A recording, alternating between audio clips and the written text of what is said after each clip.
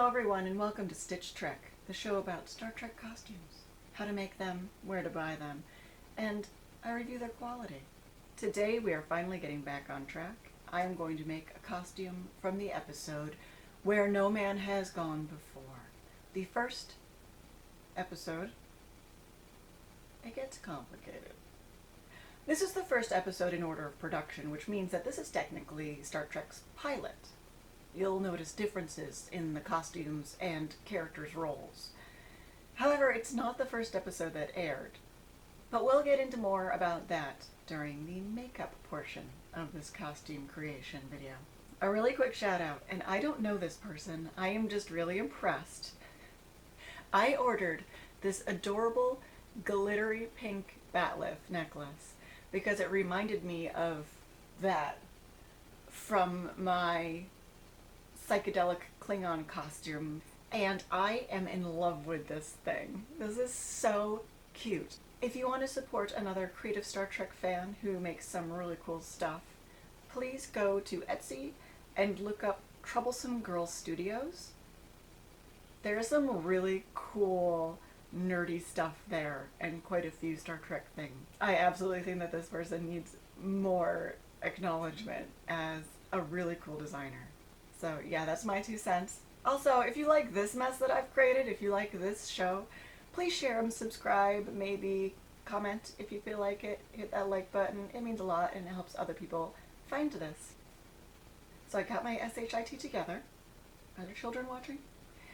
I found the correct color velour. I found the right badge. I found the perfect black pants. And I'm finally ready to do this costume after a few hiccups along the way. So without any further ado, I'm going to create the costume of Dr. Dinner of the Life Sciences Division of the Star Trek Enterprise. Don't get attached. She doesn't stick around. This is Dr. Denner. I am making the top that she's wearing, and you'll notice it has an engineering badge, and his has a science. The first thing I'm going to do is lay a shirt that fits me just a little baggy onto the velvet that I'm going to use and trim around it with probably an inch seam allowance. This is 2 layers of the velvet, one on top of the next.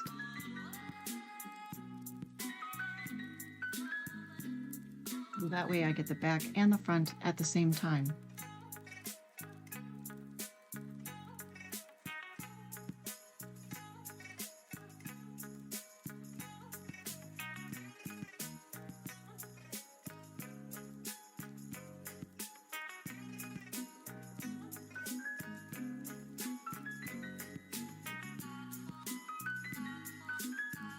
Now I've folded over the top layer to the other side to give me a guide for the sleeve opening. That way they'll match.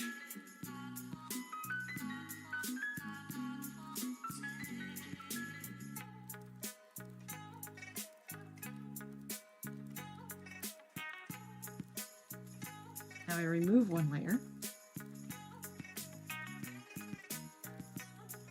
This one will be the front.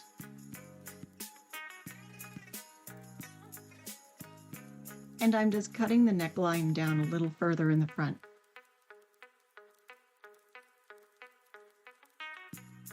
Now I'm sewing the back and the front together.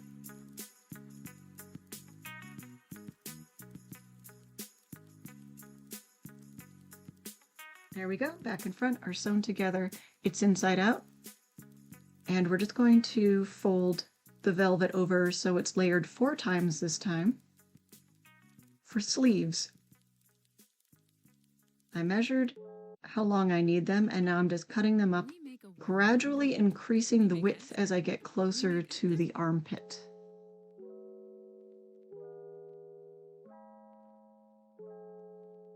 Now I'm going to cut down at a curved angle from the point of the shoulder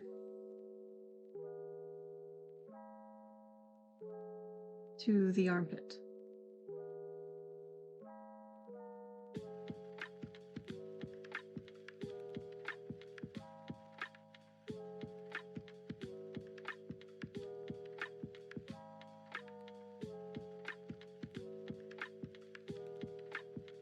And there we have 2 sleeves. I'm going to sew along the seam at the bottom of the sleeve.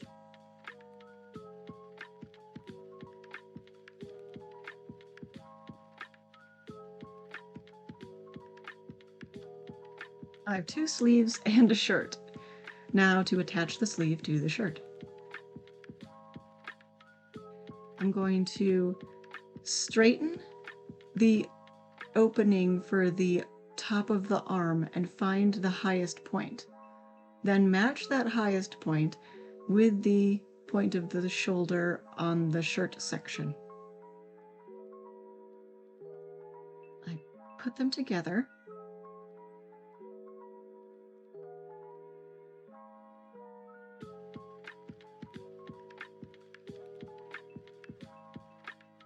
Line up the edges, and then I'm going to just sew down one side of the sleeve shoulder opening, undo it, and then down the other side, and the armpit seams should all come together at one spot.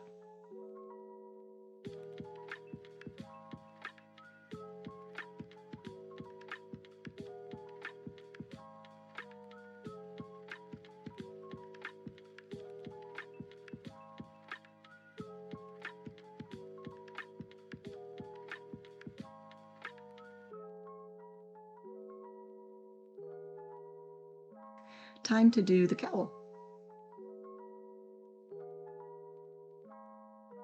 I'm going to fold over a corner of the fabric onto the rest of the fabric and cut it out.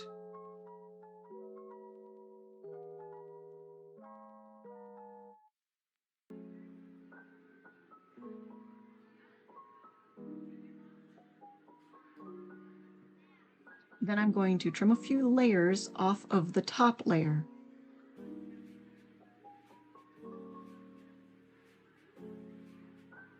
This is just a little trick to, when you're wearing it around your neck, hide the seam of the cowl.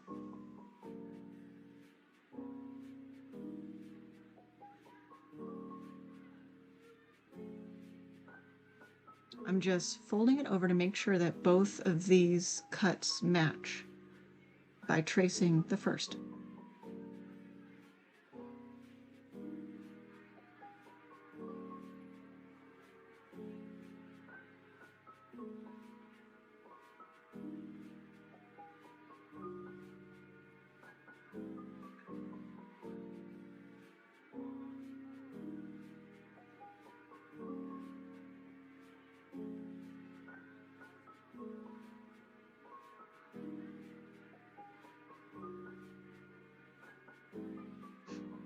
Now I'm lining up the edges, but leaving a straight point at the very tip.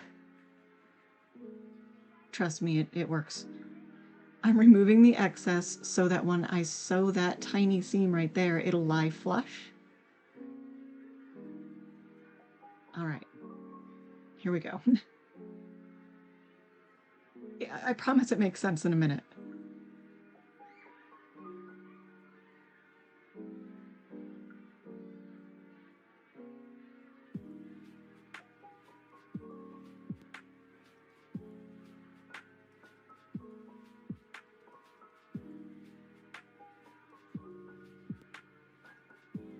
I'm going to turn it inside out and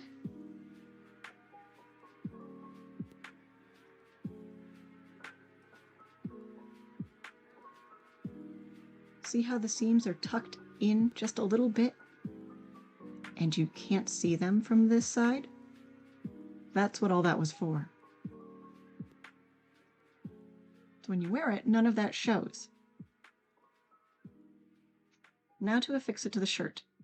I'm going to fold it down just a little bit so that the neckline is baggy enough that you can't see where it's sewn to the shirt. Then pull down where it doubles up.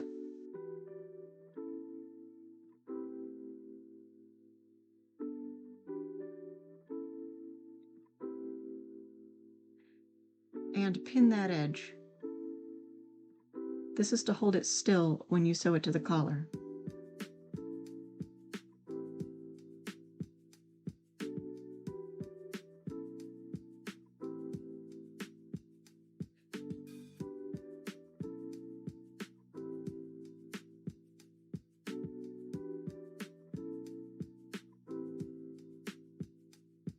find the center point, line it up with the point of the front of the collar, and that's where you're going to start sewing it.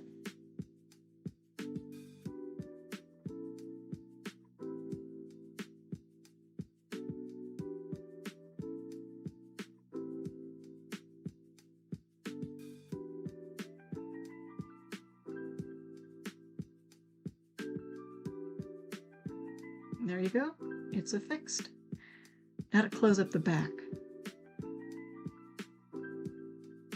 I want the back to be kind of rigid to add a stiffness and a height to the front. So I'm going to tuck in those excess points, straighten them out, and then sew along the seam. This seam is going to end up underneath when it's folded over, so you shouldn't be able to see it.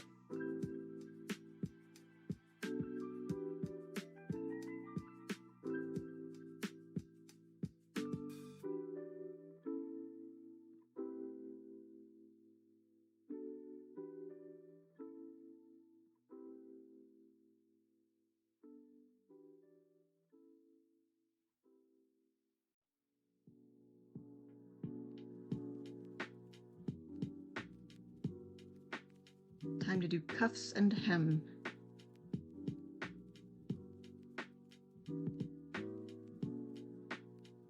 Just fold over the edge and sew around it. I'm going to sew them the width of my fingernail. It's easy to measure because I just hold my fingernail out in front. You'll see here how I use it to measure as I work along.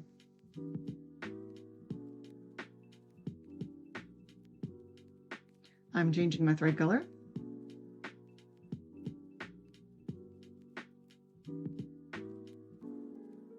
And we are going to add the rank stripes. This is just simple gold ribbon. I'm pinning it in place so it doesn't wiggle around as I'm sewing it on. And I'm just going to stitch carefully along each edge of the ribbon.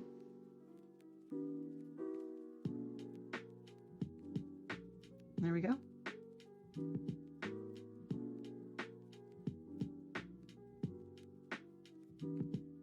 All it needs is a badge. There we go. And there it is.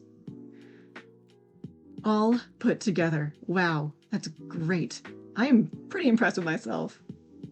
Darn. Not to float my own boat or anything, but come on. That is so cute. That went really fast. I am super surprised by how quickly I was able to piece that together. So I guess we're ready for the makeup and the wig and the grand reveal. Let us begin. Let us discuss this version of the Enterprise, which we don't get to keep for very long. Oh, my necklace ended up on the inside. I don't like that. The first rather noticeable thing is that the uniform colors are very different. There's no red. We have blue. We have chartreuse, which is chartreuse only in person, apparently. It comes through the viewer's screen looking rather a muddy goldish color. And then we have a rather sad beige. It's very muted. But there is something that's a little depressing about the lack of red. I think the red adds a lot of vibrancy to the color palette on the screen. We are without some characters that we in the future will grow to love, and we have some characters that we will never see again.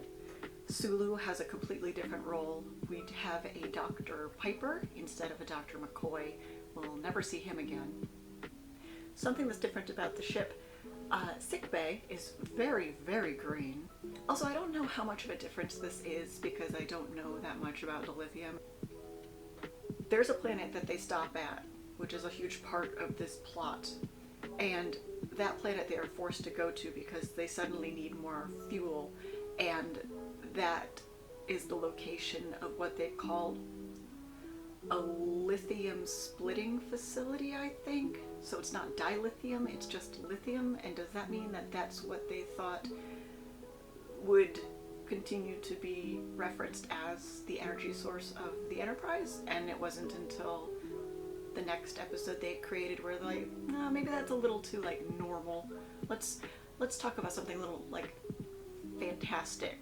So dilithium sounds, ooh, dilithium. So I don't think I ever hear them call it just lithium again. Or do they make dilithium by splitting lithium? I have no idea. But this is a facility that is not abandoned, but just nobody's there ever, apparently. Only like once in a blue moon does someone stop by. Alright, enough about the ship differences. For the most part, the interior set is very similar to what we see from now on. It has the same flavor as the rest of the original series. How does this episode begin? Well, the Enterprise is wheeling through space, as it is wont to do, when they come across a beacon. It's the type of beacon that's left behind when a ship is destroyed. So they bring it aboard the ship and analyze it for evidence as to its origins. It turns out, according to the records on this beacon, that it was left there by a ship called the Valiant, and that the Valiant had been destroyed after encountering a magnetic cloud, like a magnetic space storm, essentially. But not right after encountering this storm. No, it was purposely destroyed by its captain. And that captain triggered the self-destruct mechanism after apparently doing a whole bunch of research on ESP, extra sensory perception. Well, the captain suddenly decides that this is not the place he thinks they ought to be hanging around, and it's time to go. I also think it's time for this. I think I'm gonna go put my contacts in now, because it's really hard for me. I don't know how you people who do it every day do it. You are powerful folks. Because when I put them in, I tear up so bad, I'm just gonna wash off whatever I put on. Hold on to your tribbles, kids. I'll be right back. Who's crying? I'm not crying. Oh my god, these ones are so uncomfortable. But I'm not doing it again. Are we just gonna continue to do our best? And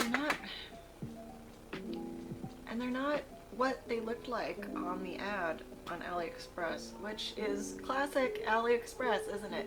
These were supposed to be like way silverier. I mean, not what you see in the episode, because I swear those were like made specifically, like it looks like big chunks of silver flecks in the contact that they were wearing when later in the episode their eyes change to silver to indicate that they are acquiring godlike powers. But yeah, these aren't them. In the picture, in the ad, my mirror, they just look gray. In the picture in the ad, they looked really like glittery silver, and I think on me they just look gray. Whatever, you know what? It's all I've got right now, so this is gonna have to do. Sometimes you order things from there and they show up and they're great, and sometimes you look at that picture and you're like, that's perfect, and it shows up and it's this. Alright, plot summary. They themselves are struck by a mysterious energy wave that washes through the ship and has an interesting effect on certain members of the crew, but not everybody. Dr. Denner is asked about this, and it is determined that people with slight ESP powers were affected more than people who did not have any. So she herself had slight ESP power. Not terribly powerful, very like minute. Like I suppose her spidey sense would tingle or something. But an old friend of Captain Kirk's, Gary Mitchell, he was affected pretty strongly by this. And it turns out that he actually has a pretty high rating when it comes to ESP sensitivity. In fact, he's laying on the floor after this event, and they roll him over to discover that his eyes have gone this milky silver, which is what these were supposed to look like. You know what? It's fine. Continuing on. We're getting over it. Bigger, badder things out there in the world than the wrong contact lenses. It turns out that the other ship that had been destroyed might have been destroyed by the omnipotent powers of its own crew members who suffered the same thing and became astronomically godlike.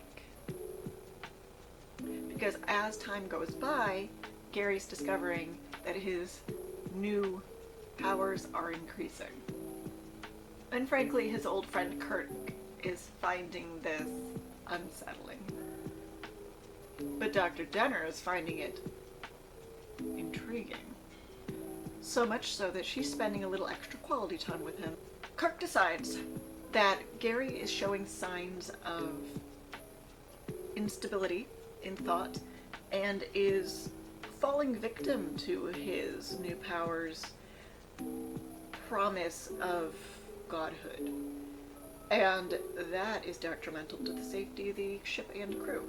So the only way that he thinks they can save themselves from him eventually, I think it was Spock who said it, eventually viewing them as no greater than a scientist would view a tank full of lab mice. It's kind of a quote like that. It's pretty good. I probably should remember it better. Well, the only way, obviously, to fix this is to maroon Gary on a planet all by his lonesome. They're able to sedate him and throw him on a transporter pad. When they get down to the planet, there are already some people down there that are gathering some things to beam back up to the planet that had been left there before. They throw Gary in a containment cell, and they bustle around to their business of gathering some things together to beam back up to the ship. Gary's like, Kirk, I done you a solid. I took poison darts for you on this planet during a crisis. And now you treat me this way? Like, what the heck? I thought we were buds. Just because I'm, like, exploring my crazy godhood does not mean that I'm jeopardizing the Enterprise. And Kirk's like, nah. So Gary's like, well, why don't you just kill me? Good question. Listen, and they're just like, listen, we're not savages. We just don't know what to do with you because you're frankly a little bit out of control, honey. When he's in a containment cell, he throws himself against the energized barrier between them that's, you know, keeping him in there. And he gets zapped by it, and his eyes change back to normal for a second. So you can sense Kirk get a brief moment of, oh wait, maybe we can fix him somehow. You know when Cat's Paw's on in the background and it's very distracting? That witch lady is amazing, I love her. Unfortunately, from his containment cell, Gary starts to use his increasing powers to screw with other people in the building. Like, he raises a cable off the floor next to someone who's working and wraps around their neck. And I suppose chokes them out with it. Then he uses his powers, he just holds up a hand and somehow electrocutes Captain Kirk in the scene where he opens up the confinement cell that he's trapped in, and Dr. Denner is facing him, and there's that big, ugly zipper down the back of her uniform top. Unnecessary. Oh, prop design. Unnecessary. You guys, who? It's rippled. It goes all the way down except for maybe 2 inches at the bottom. What? What? You'll notice I did not make that on mine. No. You just squeeze mine on. It's a baggy top. There's no reason why she couldn't just put it on like a sweater. Like, if you really needed a zipper to get through the collar area, maybe it's just a little too small to pull over your head, just a little zipper on the back of it. Little guy. But this thing is like 2 feet long. No. So after Gary zaps the captain and Spock, I feel like this is the right way to apply this color. It is revealed when Dr. Denner walks into the cell and turns around and faces the mirror, there's a mirror in there, that she too has the powers. I guess it's not really divulged how she came about them. Did he give them to her because she's slightly because she has like ESP slightly as well, was it slowly growing in her as well, and it's just reached a stage that's almost equal to his or equal to his at the moment when his eyes changed? Doesn't matter, I suppose. All that matters is that now they are both affected. Now they're out exploring this planet, free in the wilderness. It's lovely. There are some great plant props. They're talking about how they're going to essentially magically, with their god powers, terraform it into whatever they want. He makes some exotic apple from a different planet. They enjoy it together. And they talk about how they're going to transform this place into a paradise for themselves. For some reason, instead of just like hopping on that ship and taking the hell off, Kirk decides that like, nah, y'all gotta die. And I guess I don't really get this point. Maybe it's because Kirk's afraid that they are going to develop to be way too big for their britches, way too big for their planet, and maybe go on a conquering spree? I don't know. That's kind of the conclusion that I made up in my head for him. But he's just like, Gary can't be free to do what he wants. Now he's got her. If I don't come back, if they get me, blast this planet. Just wipe it clean, because they need to not exist. Instead of just leaving. Like, here's your chance to just leave. You wanted to desert them. Do it. Maybe he's just really pissed that one of his crewmen got strangled to death a second ago. And now he's like, just want to get me some vengeance. But, yeah, logically, if he had woken Spock up, because Spock's knocked out for a hot minute there, I feel like he would have been like, nah, let's go. But actually, this is early Spock, and early Spock was a fighter, so maybe he wouldn't have. Maybe he would have wanted to go with Kirk, and Kirk was like, nah, I must do this alone. Anyway, it's a weird little moment. There were options, and options were ignored. Now we have Kirk hunting Elizabeth Denner and Gary Mitchell instead of just leaving. She's just like the lightest pink, and this pink is too dark. Listen, we're getting what we're getting in this episode as far as I'm concerned, because my contacts are right, my pink is too pink. So they're enjoying their apple, making their plans, talking about what they're gonna do with their lovely little planet. And there's Kirk sneaking up, and Gary's just like, honey, I can sense you're there. Don't think for a second that I can't see you. Elizabeth walks up to say hi to him. I suppose she tries to convince him that, like, this is just the way things were gonna go eventually anyway. Like, we are the next evolution of humanity, and why don't you just go on home now? These are such 60s colors, and my colors are so much more saturated than this. Where's my little palette? It is like the lightest little frosted purple. So Gary shows up to interrupt this conversation and starts psychically smacking Kirk around. He's got a big spiel about, you know, I'm no longer a man, I'm a god. What do you think is that? Hardly shows up. This is considering how little makeup she's wearing, this is actually pretty tough. So Kirk decides, like, he's gonna try to talk some humanity into Gary, and Gary's just not having it. The more that they go on, I think I'm gonna try this slightly darker purple. Ooh. It's not right though. The more that they go on, the more worried about the whole situation Elizabeth gets. Like, she's kind of like, Gary, isn't that enough? Like, maybe leave him alone. Why don't we just go about our merry way, and just Kirk can fly away in his ship, and we can just like have our planet. But Gary's essentially to the point where he feels like he's making a point. Like, if I squish this guy, it's somehow gonna send a message to everybody that there's some new gods in town, and you best stay out of our way. Oh, that's a little better. Her makeup is so light. I feel like I'm not wearing much at all. Elizabeth for a moment tries to fight Gary, like, come on buddy, cut it out, you know, and like push him back, and she's just swept aside by him and she's knocked out.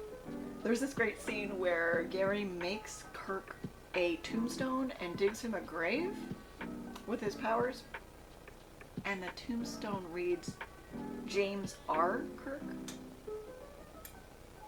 Motion activated lights suck. I guess that's kind of right. Everything's just like slightly frosty about her makeup. Gary then tries to kill Kirk again. Elizabeth wakes up and battles Gary directly. He battles her back using their minds.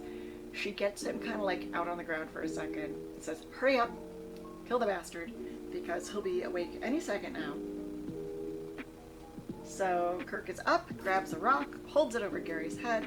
His eyes have turned back to brown, indicating that his powers have lessened. And just before Kirk can smash him on the noggin with it, Gary wakes back up and his eyes are silver again. So he's missed his chance. There's a spectacular classic Star Trek punch 'em up battle, flying fists.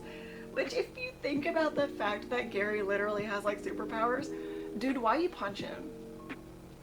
Like, what are you at right now? Like, really? Really? Can't you just like mind block him and stuff? You let him like scrap with you? Like schoolboys. Literally, it looks like schoolboys. At one point, they both end up in the open grave, and Kirk is able to bounce out of there, grab the laser gun he had brought, which I don't think we ever see that style again. It's actually pretty cool. It's got these canisters. Watch the episode. And he aims it at the cliff side that all of this has taken place in front of, and dislodges some very large boulders, which then fall directly on top of Gary in the grave. And we are assuming that Gary didn't see it coming and didn't have time to stop it with his powers, so he's dead. Gary's gone. Kirk approaches Elizabeth. She apologizes for everything that's happened and dies. They're both dead. So that's sad.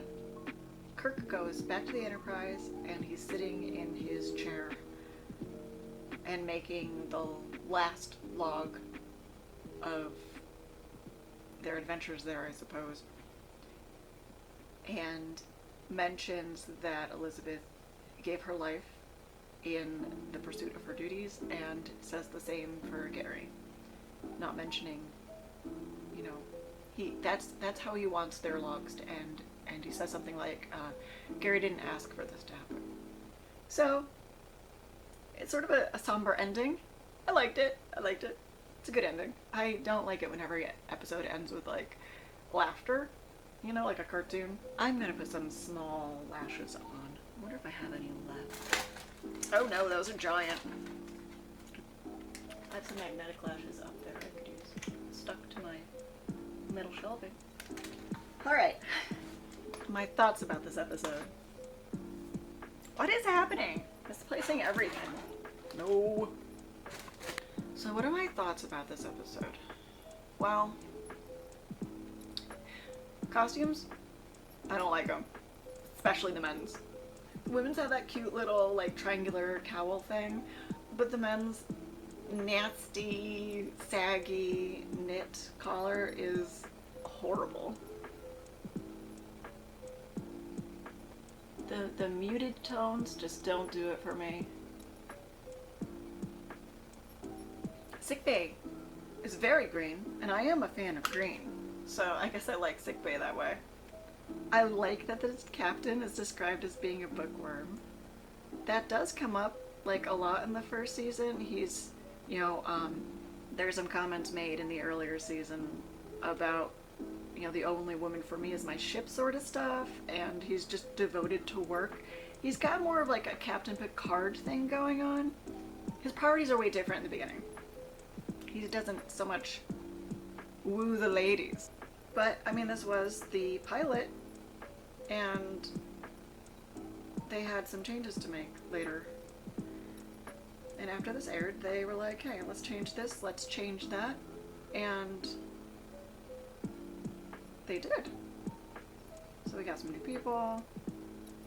But for now, this is what you got. This is what was expected to air first. It did not. This did not air until September 22nd of 1966, which I think makes it the third, because we're not counting the cage. Yeah, so this was fourth, third, if you don't count the cage, which you shouldn't because that didn't air originally.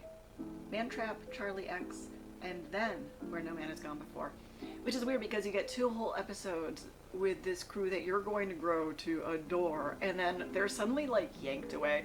You get used to the costumes, you get used to the, especially in Charlie X, I feel like the use of lighting, the eye lighting, highlighting the eye lighting, it's just a very different flavor when it comes to this.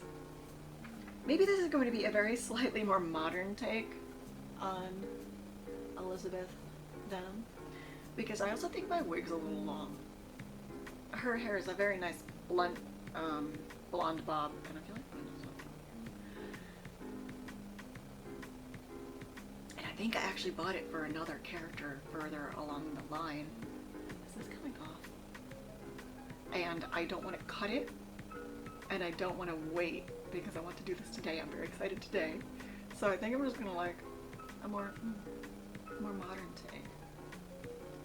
Let's put this away. Let's put this palette away. Let's put this palette away. Let's not think about them anymore. Do they sell like 1960s color palettes where everything is slightly pale and iridescent and that's all you get? Because in early Trek like this, it wasn't that big makeup, you know? The ladies just had like a little bit of rouge and a little bit of this. I actually feel like these lashes are way too long. Her lashes were longer than natural, but not like this. So I just, yeah. Like this bubblegum lip color, I'm pretty sure I don't have anything like it. Even the lips were like not bright colors. They were like practically nude. I just had something pop in my head. This is like a very Avon color. I grew up in the 80s and I have memories. Is that it? No, that's not it. I have memories of my mom getting like Avon lipstick and it being kind of like this weird, slightly pearlescent bubblegum color. I feel like if I use these both, I might be able to, through alchemy, which is not what alchemy means, create the color that I need. See, that's like, it's kind of it, but doesn't have the weird sheen that hers does. So, Insta sheen.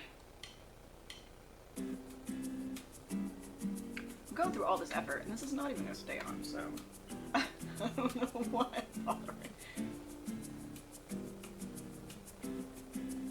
Oh, a little bit.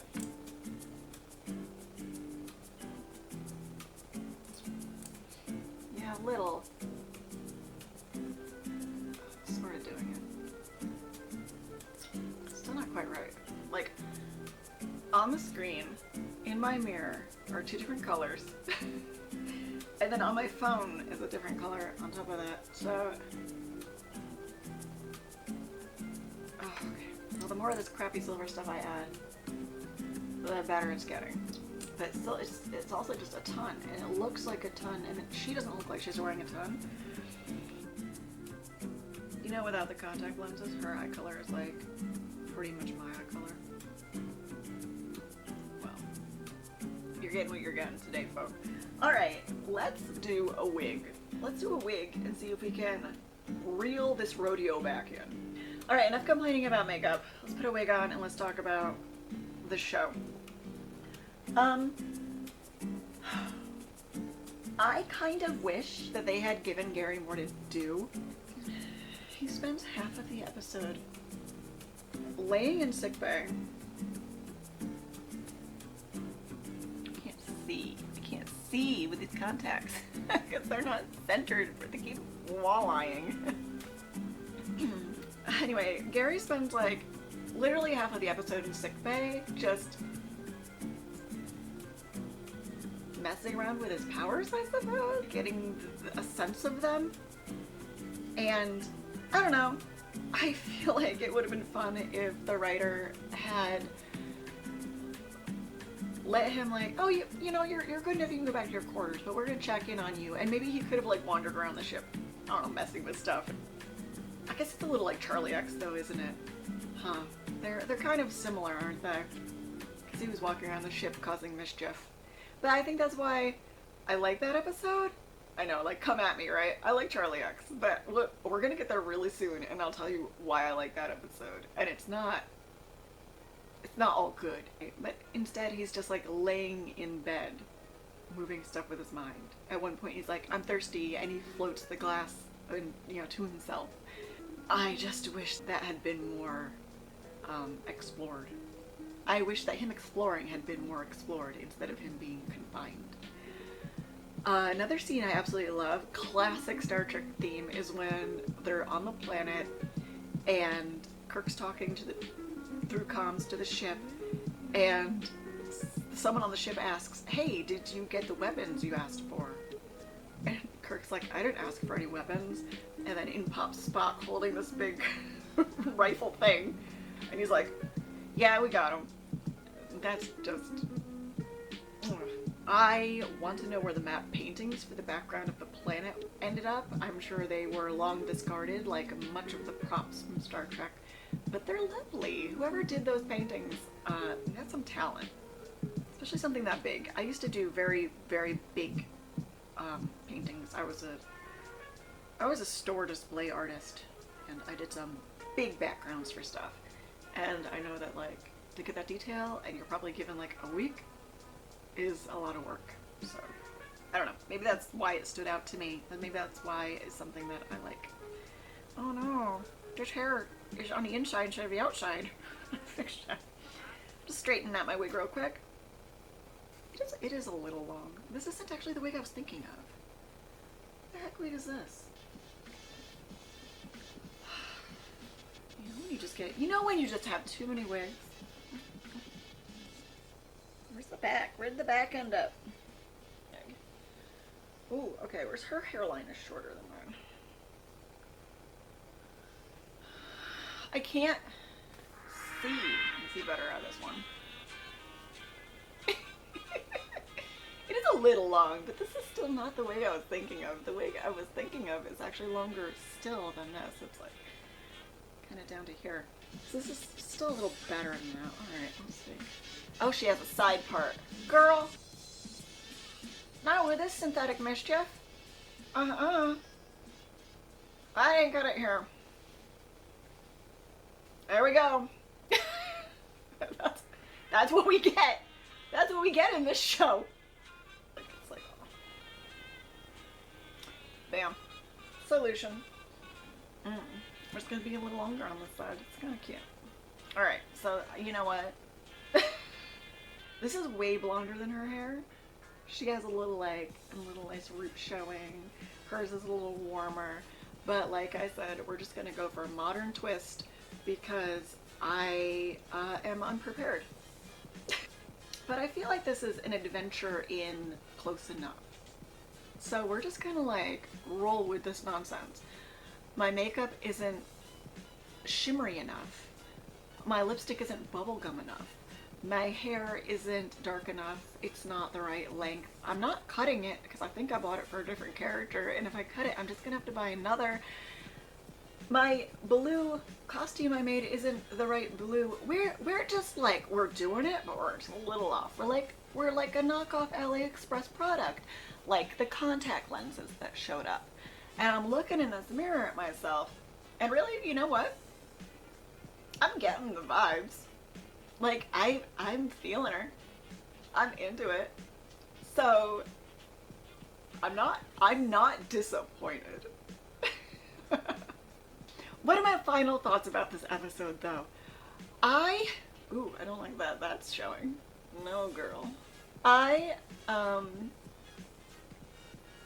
I like that we explored a bit about Captain Kirk's past. I feel like in the original series, the original run, we're not counting reboots or anything like that, we get salt and pepper servings, like tiny little fragments of who he is and where he came from. Another thing that was interesting to me is Kirk and Gary's friendship. Gary didn't seem that. Wasn't there a way in the actor's portrayal of Gary that made him seem like kind of an underhanded friend anyway? Like Kirk talked to him like, oh yeah, we've been buddies forever. I'm so happy you're on my crew and you're on my ship, and I requested you specifically to go on this adventure with us because we got along so great at the academy, and I'm so glad you're here. But Gary's like cold. He's so cold in his responses that it seems like there's like a little flavor of secret hatred there, or like, I don't know, why are you in charge? It's like the vibes I get from that song, You Are My Sunshine. Like, people listen to it and they're like, oh, this is so sweet and cute. I love this song. And then when you listen to the rest of the lyrics, you're like, oh no. No. Oh.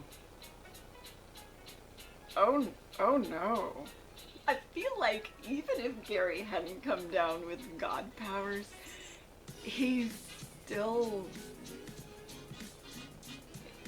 He's not a rainy day friend. I feel like he follows orders like he's supposed to because that's his job, but he's probably a fair weather friend. So even in the beginning of the episode, there was this like, I don't trust that guy. I don't like him much.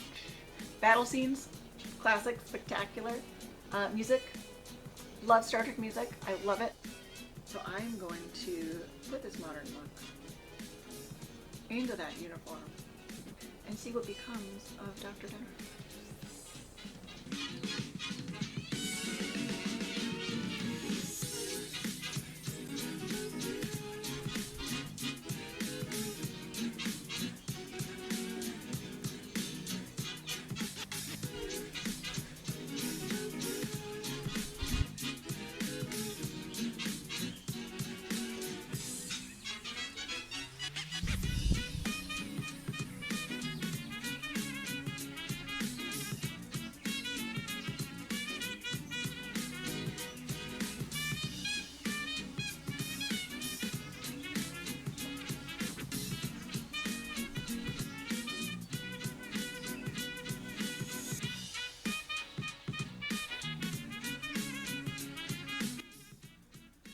Well, I liked it.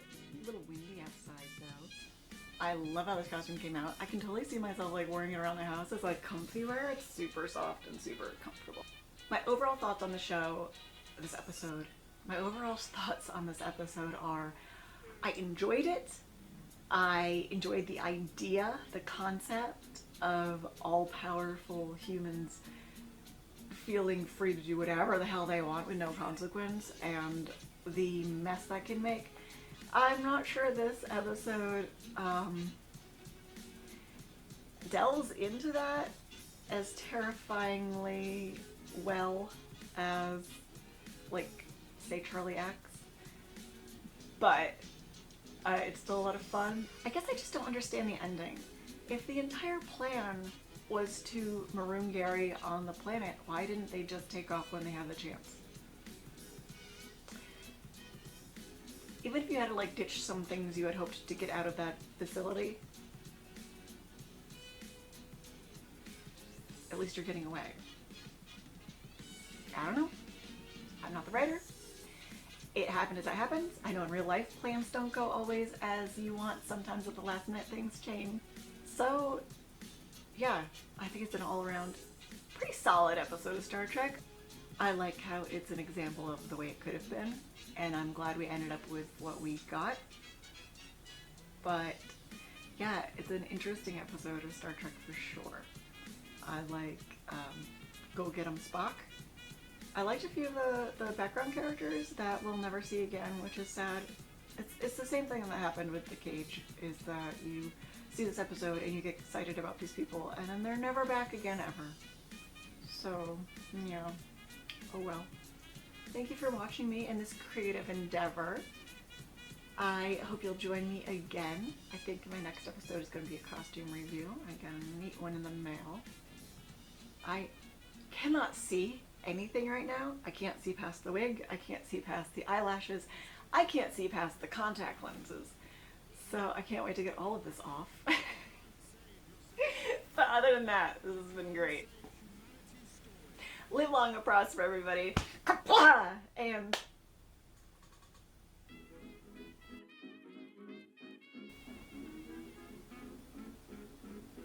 I can't see.